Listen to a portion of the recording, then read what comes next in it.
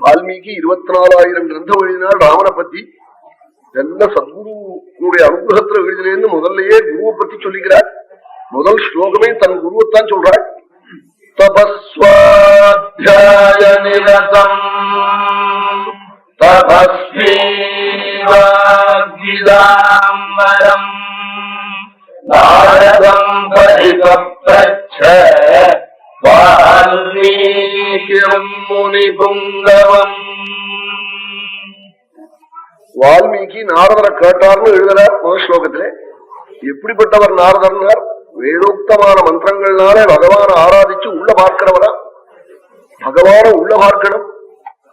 அதற்காகத்தான் நம்ம சாஸ்திரங்கள்லாம் பேதி மாத்திரை எத்தனை உசந்த மாத்திரையா இருந்தாலும் நெத்தியில தர வேண்டா பேதியாகுமா?